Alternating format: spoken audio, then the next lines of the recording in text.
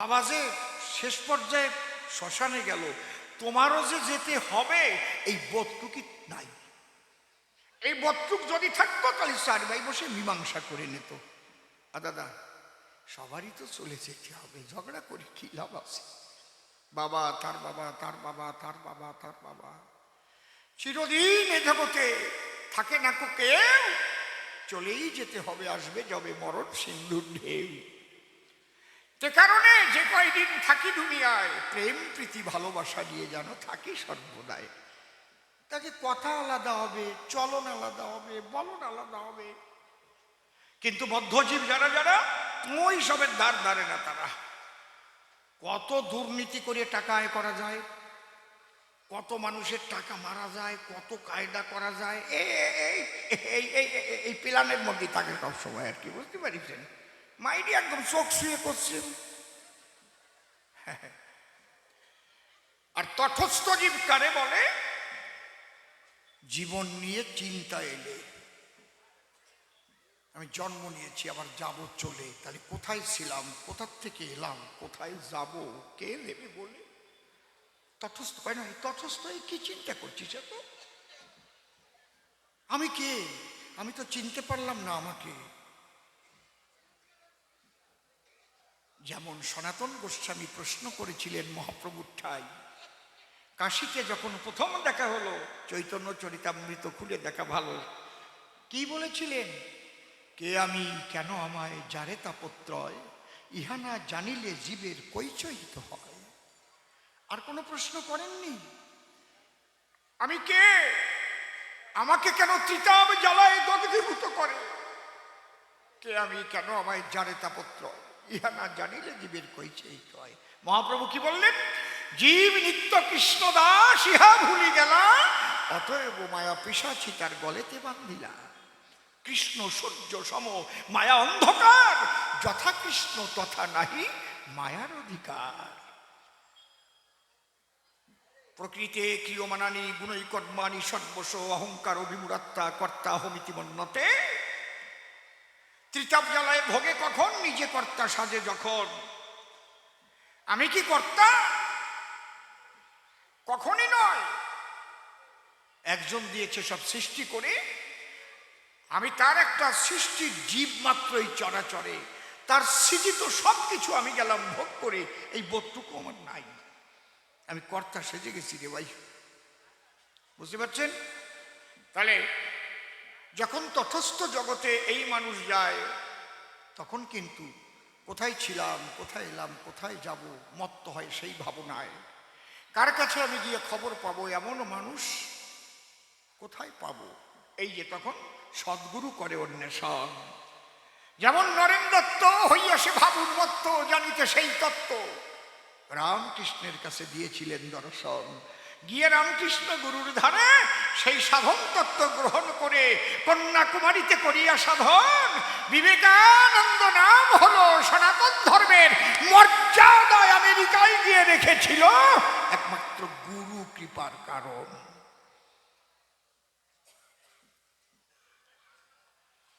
যখন গুরুর দেওয়া সাধনাতে মত্ত হয়ে ধরাতে পরম সত্য জানিবারে পায়, চেয়ে দেখে তাই আমি অমৃতের পুত্র, অমৃতস্য পুত্রা আয়েধামানি দিব্যানি তস্তু, তার আর আনন্দের সীমা থাকে না রে ভাই।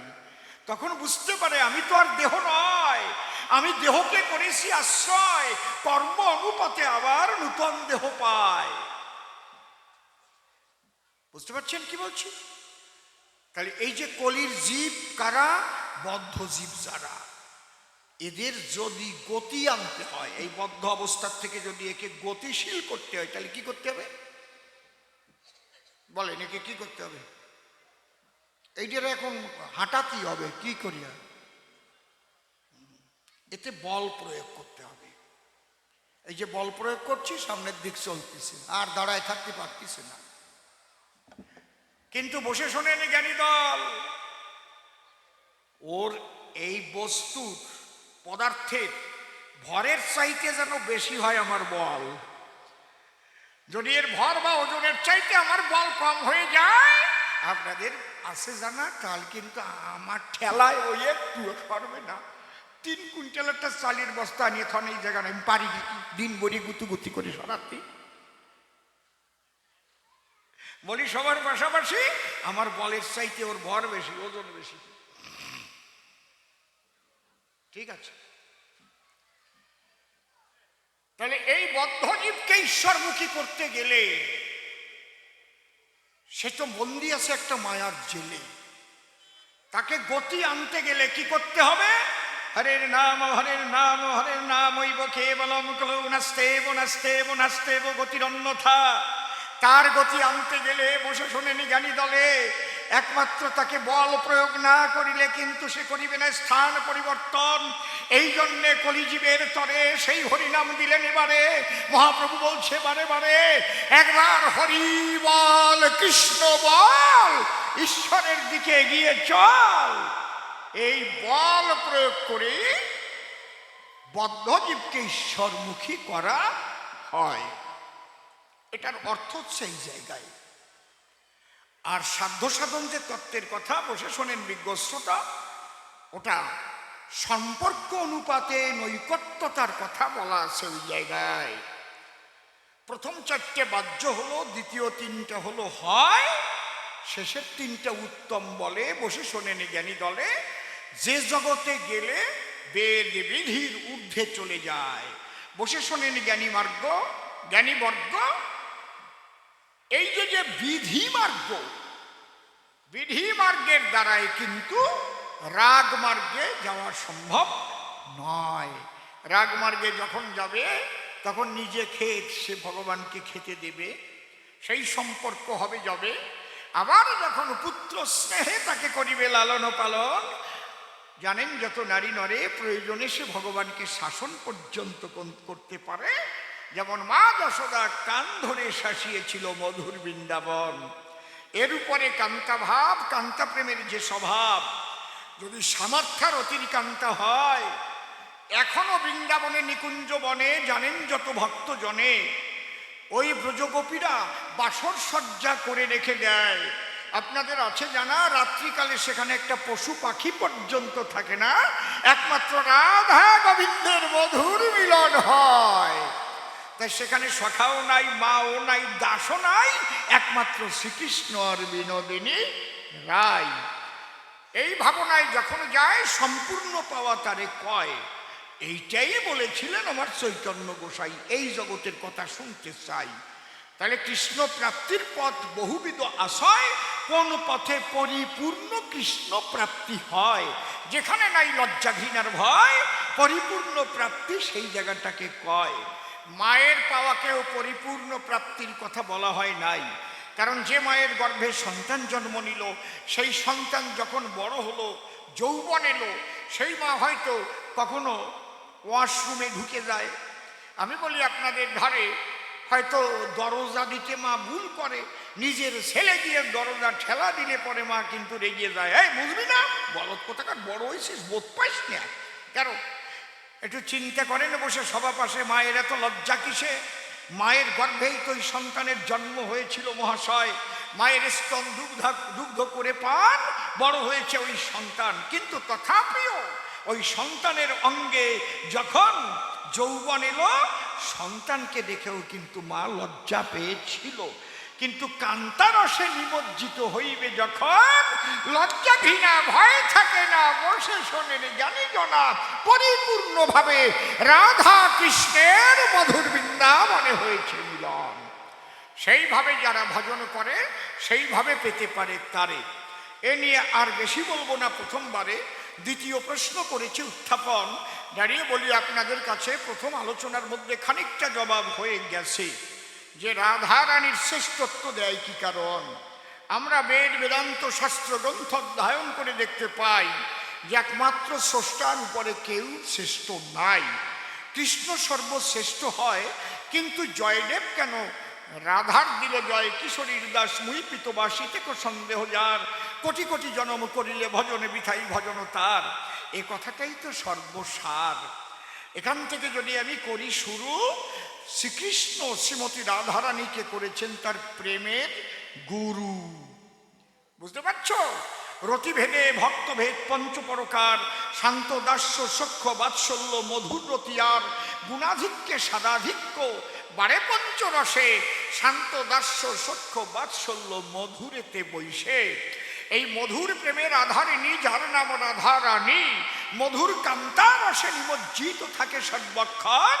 মধুর কান্তারসের ভিতরে আর চারটে প্রেম বিরাজ করে, একাধারে পঞ্চপ্রেম আছে বলে তার শ্রেষ্ঠত্ব দিয়ে কৃষ্ণ নিরোদলে প্রেমের গুরু বলে দাসখত লিখেছে তার পায়। এই জন্যে যদি কৃষ্ণকে তোমার পরিপূর্ণ রূপে পেতে হয়, তাহলে রাধা প্রেম না হলে কৃষ্ণকে পরিপূর্ণ পাবে না কোনো কালে। এই আলোচনার এইটাই বিষয়। জয়দেব গোস্বামী যিনি ইহাই বলতে চেয়েছেন তিনি। তাহলে প্রেমের গুরু বলে প্রেমময়ী রাধা রানী তাকে স্বীকার করিলেন কৃষ্ণ রসময়। গুরু তো আর এক রকমের নয়। আমি ঢোল বাজনা শিখলাম যার কাছে, সে আমার ঢোলের গুরু আছে। আমার যে বেহালা বাজনা শিখাইছে সে আমার বেহালার গুরু। যে আমার দোতারা বাজনা শিখালো সে আমার দোতারার গুরু হলো। যে আমাকে রামায়ণ গান শিখালো সে আমার রামায়ণের গুরু। যে আমাকে কীর্তন শিখালো সে আমার কীর্তনের গুরু। যে আমার কবিগান শিখিয়েছে সে আমার কবির গুরু। যে আমার আধ্যাত্মিক জগতের বান্ধব হয়ে আমাকে হাত ধরে টেনে নিয়ে ঈশ্বরের প্রেমের বাজারে পৌঁছে দেওয়ার চেষ্টা করে সে আমার আধ্যাত্মিক জগতের গুরু। গুরু এক রকমের নাকি? আরে ভগবান সে তো সর্বশক্তিমান। অত গীতা কোয়া লাগবে কেন? তো আমিও জানি তুমিও জানো। তাহাকেই পাবার তরে সমস্ত জীব আরাধনা করে, কিন্তু পরিপূর্ণভাবে পেতে হলে পরে রাধা অনুগা হয়ে ভজন না করিলে পরিপূর্ণ কৃষ্ণ প্রাপ্তি নাই। এই কথাগুলো রায় রামানন্দ আর মহাপ্রভুর সঙ্গে আলোচনা হইল। আর জয়দেব গোস্বামীও বলে গেছে তাই। কিশোরীর দাস মুই পিতবাস, ইতে কো সন্দেহ যার, কোটি কোটি জনম করিলে ভজন বৃথাই ভজন তার। দেখি এরপরে ও কি কয়। তৃতীয় প্রশ্ন করেছে গান, তুমি দাও সমাধান নিতাই গৌর দুই দিকে আমি দেখতে পাই। তাহলে জীব কোন পথে যাবে? সংসারই হবে না, সন্ন্যাস নেবে, তোমার কাছে শুনতে চাই। শোনো, আমি তোমার কাছে করি বর্ণনা। মহাপ্রভু কোনো ব্যক্তিকে সন্ন্যাস নিতে কখনোই বলেনি বা বলে না। মাত্র 6 জনকে মহাপ্রভু আকর্ষণ করে নিয়েছিলেন লুপ্ত তীর্থ উদ্ধারের তরে। কে কে? শ্রীরূপ সনাতন ভট্ট রঘুনাথ, শ্রীজীব গোপাল ভট্ট দাস রঘুনাথ। এই 6 গোসাই জবে ব্রজে করিলেন বাস, রাধা কৃষ্ণ নিত্য লীলা করিলেন প্রকাশ।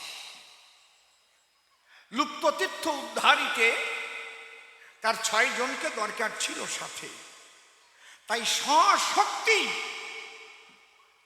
দিয়ে আকর্ষণ করে ওই 6 জনকে সংসার ছাড়িয়েছিল সোনের নারী নরে। তারা গিয়ে লুপ্ত তীর্থ উদ্ধার করে। আর আপনাদেরও আসে জানা, পড়ে দেখেন চৈতন্য চরিতামৃতখানা কিংবা চৈতন্য ভাগবত, চৈতন্য মঙ্গল, চৈতন্য চরিত, যা কিছু করিল অধ্যয়ন আমি প্রমাণ দিতে পারি। তাই মহাপ্রভু একজন ব্যক্তিকেও সন্ন্যাস নিতে বলেন নাই। প্রমাণ অজস্র রয়েছে, বিলক্ষণ। এবং যারা সন্ন্যাস নিতে গেছে তাদের আরো সংসারে পাঠাই এনেছে। মহাপ্রভু করেছে মানা, সন্ন্যাস তোমরা নিও না। গোবিন্দ ঘোষ সন্ন্যাস নিতে মহাপ্রভুর কাছে যায়। এখান থেকে তো সে জায়গা বেশি দূর নয়, অগ্রদ্বীপের গোবিন্দ ঘোষ নাকি। মহাপ্রভু তাকে একটা কাজ দিল। প্রথম কি হবে? আমার সেবার পরে আমার একটু মুখ শুদ্ধি জোগাড় করে দেবে। কি? একটু হরিতকি। প্রথম দিন সেবার পরে হরিতকি আর খুঁজে পায় না কোনো প্রকারে। খুঁজতে খুঁজতে একটা হরিতকি যখন পায়, অর্ধেক মহাপ্রভুকে দিয়েছিল, অর্ধেক বহির্বাসের কোণে বেঁধে রেখে দিল। পরের দিন মহাপ্রভু যখন আবার মুখ শুদ্ধি চায়, বহির্বাস হতে ওই অর্ধেক খুলে নিয়ে হাতে সঙ্গে সঙ্গে মহাপ্রভুর সেবাতে দেয়। বলে দাঁড়াও, কালকে এত কষ্ট করিয়ে ঘন্টা খানেক ধরিয়ে তারপরে তরি তো কি দিলে, আজকে ফসাদ করিয়ে পাইয়া কি করি? ডাক দিয়ে কয় মহাপ্রভুর কাছাকাছি, হ্যাঁ প্রভু তোমার লাগবে না তো, তাই অর্ধেক আমি কাটিয়ে আসলে বানিয়ে রাখছি। বাড়ি যাও, বাড়ি যাও, সংসার করো। কেন? গোবিন্দ খুলে বলি তোমার কাছে, তোমার মধ্যে এখনো সঞ্চয়ের প্রবৃত্তি আছে। সন্ন্যাসী যারা আগামীকাল কি সেবা করবে তারা সে চিন্তা করবে না, কখন নিবেদিত হবে ঈশ্বরের পায়, সব চলে তার ইচ্ছায়। আমি খাবার চিন্তা করব কি কারণ? তাহলে আমি বুঝে দেখলাম তোমার মধ্যে সঞ্চয়ের প্রবৃত্তি আছে। তুমি চলে যাও, বিয়ে করো, সংসারে গিয়ে ভজন করো, ঠাকুর বিশুদ্ধ ভক্তিতে সংসারেই আসবে তোমার কাছে। তারাই দিল নাকি মিথ্যে কথা না সত্যি কথা? এত সোজা না। চৈতন্য চরিতামৃত পড়ে দেখো মহাপ্রভু কি বলছে। দুর্বার ইন্দ্রিয় করে বিষয় গ্রহণ, দারু নারী হরে জৈসে মুনিরূপী মন। এই সন্ন্যাসী যারা সাবধান থেকো, তারা যে সন্ন্যাস করেছ গ্রহণ, খবরদার করিমানা, কাঠের নারী পর্যন্ত দেখতে পারবা না। বিচলিত হতে পারে মন, এত সোজা না। এখন তো দেখি যে বেগ টেক নিয়েও মাইয়ে মানুষ নিয়েও ঘুরিয়ে বেড়ায়, কি তাল আমি জানি না ওইগুলো। ওরা অত বেগ অত একটা সন্ন্যাস নাকি? নাকি মাইয়ে মানুষ যদি লাগবেই তাহলে বিয়ে করে নিলি তো ভালো হয়, কেউ কোনো খারাপ কথা কবে না, ভালো হয় না নাকি? আপনারা কি করেন? এতে ছাকাও থাকবে না, সিন্দুরও থাকবে না, আবার ইন্দুরির কাজও বন্ধ হবে না। এ তো ভালো, খারাপ কথা কইছি আমি। সি সি সি সি সি আল আমার কষ্ট পাইলে নাকি? মাঝে মাঝে দুই এক ফোট না দিলি তো হয় না, জাগিয়া ওঠে না, তাহলে আরে কিলিমিলি করে উঠেছে মাঝে মাঝে। তাহলে যদি তোমার নারী লাগে বলি তোমার পুরো ভাগে, তাহলে নারীকে সেইভাবে স্ত্রীর সম্মান দিয়ে রেখে ভজন করলে তো কোনো অসুবিধা নাই। কিন্তু নারী নিয়েও বেড়াবা ঘুরে ফিরে। হ্যাঁ, এটা একটা ভজন আছে চৈতন্য চরিতামৃতের ভিতরে, আমি লিখেছি কি, প্রকৃতি হইয়া করে প্রকৃতি সম্ভাষণ, প্রভু কহে নাহেরিব তাহারি বদন। প্রকৃতি হইয়া করে প্রকৃতির সঙ্গ, দিনে দিনে বাড়ে তাহার প্রেমেরই তরঙ্গ। ধরো কথা ধরো, নারী নিয়ে ঘুরতে পারো যদি তুমিও প্রকৃতির স্বভাব ধরতে পারো। এই ভাবটা কি ভাব হবে? এক পুরুষ আর সব প্রকৃতি, এইভাবে যদি থাকে গতাগতি রতিমতি, যদি সেইভাবে তোমার তৈরি হয়, তাহলে তুমিও নারী সেও নারী, বলিহারি বলিহারি।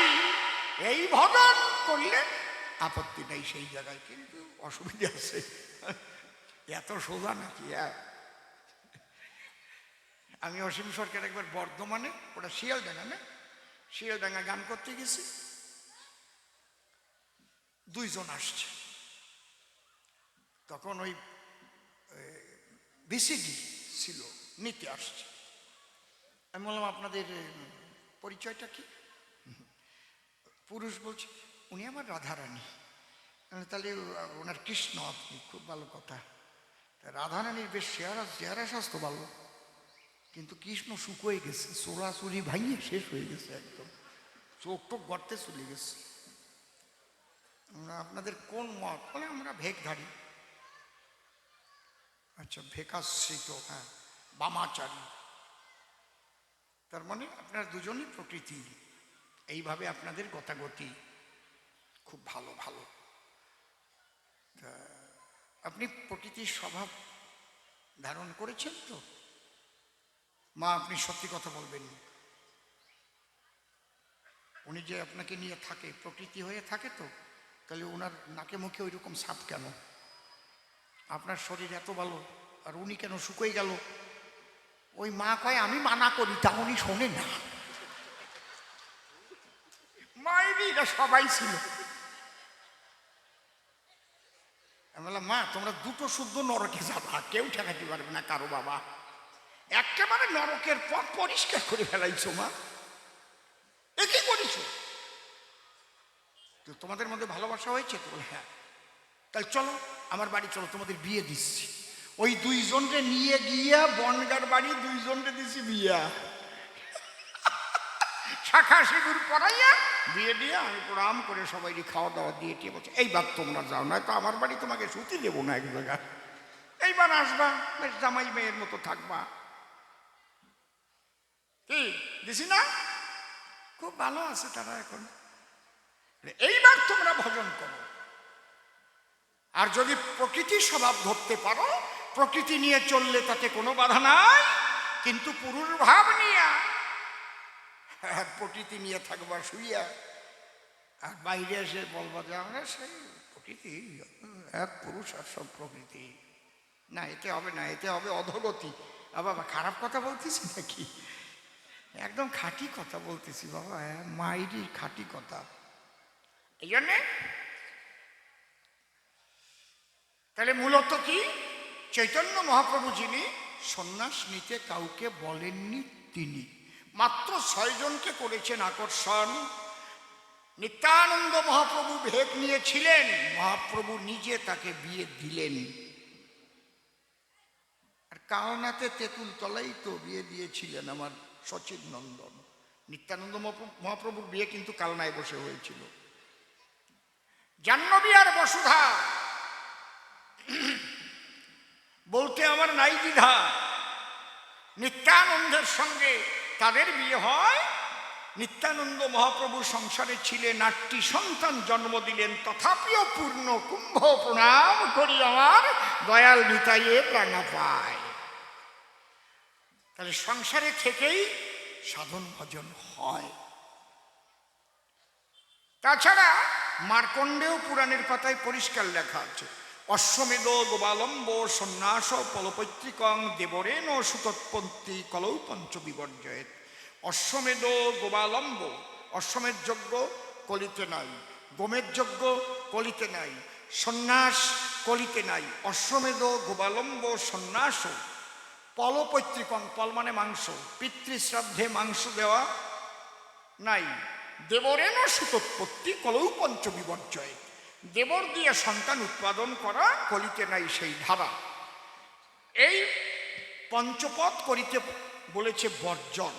আবার ব্যাসদেবের লেখনীর মধ্যে এটাও আছে, যাবৎ বেদ প্রবর্ততে যাবৎ বর্ণ বিভাগস্তু যাবচ্চ জাহ্নবী গঙ্গা তাবৎ সন্ন্যাসরিষ্যতে। এখানে টিকায় লিখেছে যে চিরকাল সন্ন্যাস একটা পক্ষ থাকবে। কেন? জগতের এক নাম দুনিয়া।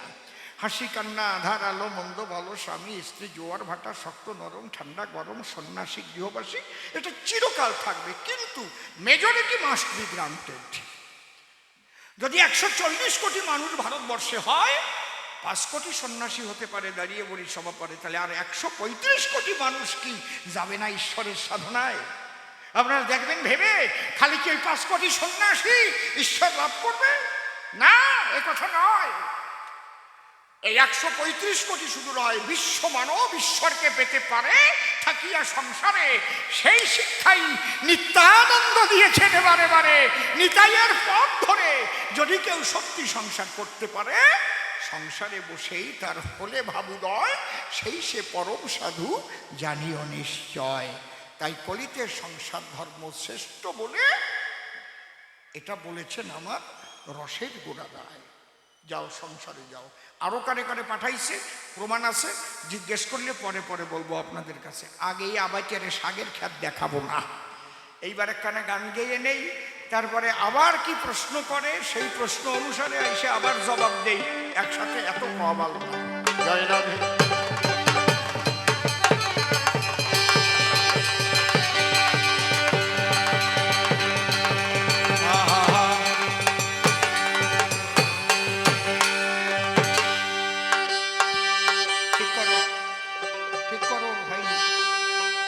প্রত্যেকটা তার দেখো,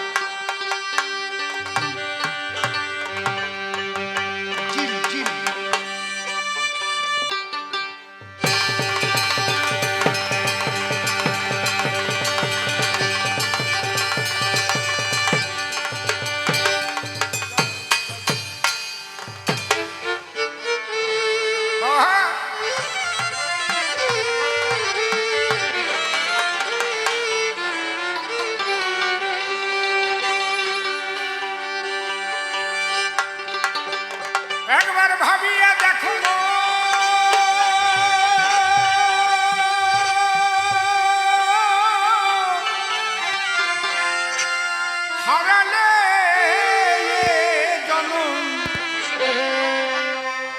বাবা, আমি তো এক আসর পুরো করতে পারলাম না, তার আগেই উঠাউঠি করছো কেন? একটা আসর পূর্ণ করি, তার মানে আমার একটু বেশি বলা হয়ে গেছে। একবার ভাবিয়া দেখো হারালে জনম, মরে কি মানুষ আর হবি রে মনুয়া। কি ভাবিছ বসে তরি গেলে খসে, সেই হরি কথা কবে হরিবল নিতাই গৌর হরিবল হরিবল হরিবল। ভাবিছ বসে তরি গেলে খসে,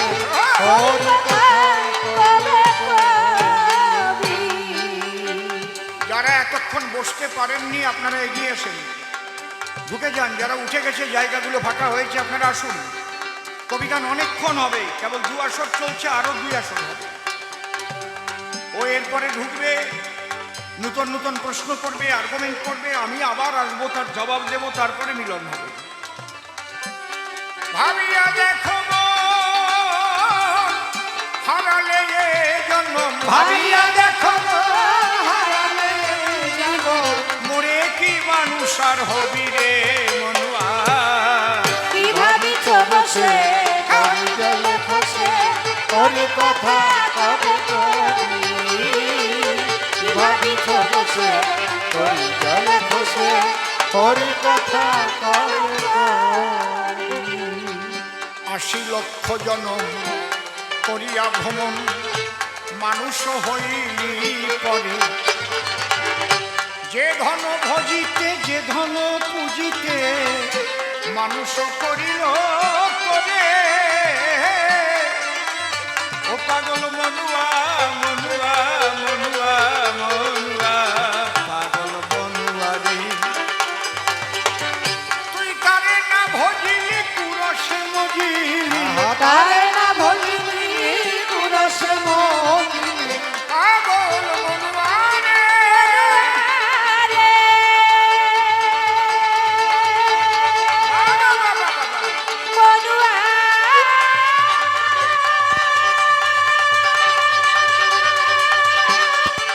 হরি হরি বল হরি হরি বল হরি হরি হরি হরি বল।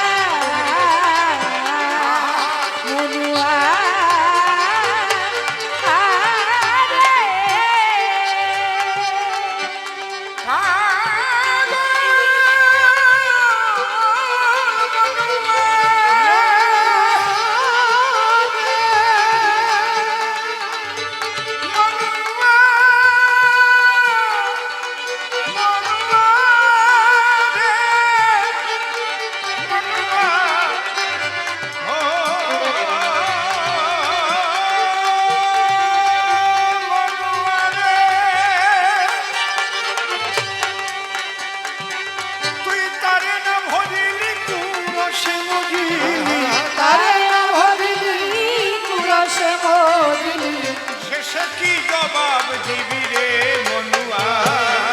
কি ভাবিছ বসে তরি গেলে খসে, হরি কথা কবে কবি।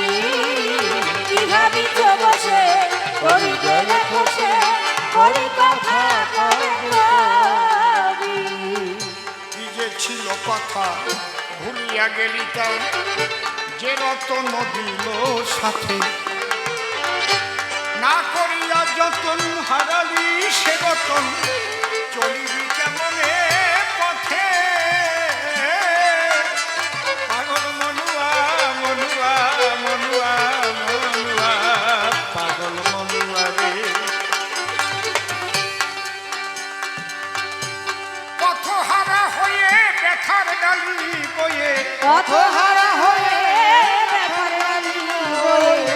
তুই পথহারা হয়ে ব্যথার ডালি বয়ে, মায়া কূপে ডুবি দিবি রে মনুয়া। কি ভাবিছ বসে তরি গেলে খসে, হরি কথা কবে কবি। কি ভাবিছ বসে তরি গেলে খসে, হরি কথা কবে কবি। সে ধন তোর কাছে এখনো রয়েছে, জাগাতে পারিলে তারে। শ্যাম কালো শশী বাজাইবে বাঁশি, শুনিবি পরাণ ভরে। কিন্তু সোনার টিয়া পাখি দিয়ে গেলে ঘাটে, সোনার টিয়া পাখি দিয়ে গেলে ভাই, এই সোনার টিয়া পাখি দিয়ে গেলে ঘাটে, আর না খুঁজিয়া পাবি রে মনুয়া। কি ভাবিছ বসে করি গেলে বসে হরি কথা কবে কবি। কি ভাবিছ বসে করি গেলে বসে হরি কথা কবে কবি। গুরু রূপ ধরে জগত মাঝারে নাম বিলাইছে ডাকি, সেই গুরুর দেওয়া ধন করিলে ভজন, ধরা দিবে অধম পাখি। তাই অধমসীন কয় ভবা পাগলার জয়। অধমসিনী কয় ভব জয় ভবা পাগলার অধমসীন কয় জয় ভবা।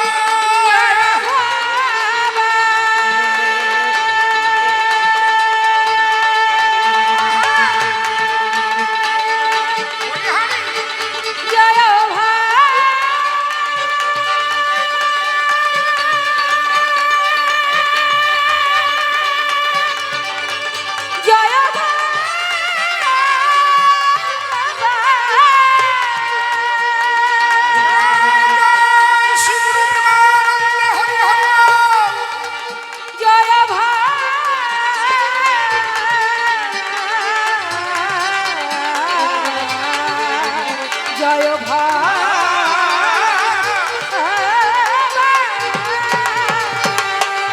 তাই অধমসীন কয় ভবা পাগলার জয়। অধমসিনী কয় ভব পাগলার জয়। জনমে জনমে লোভিরে মনুয়া। কি ভাবিছ বসে করি গেলে খুশে হরি কথা কবে কবি।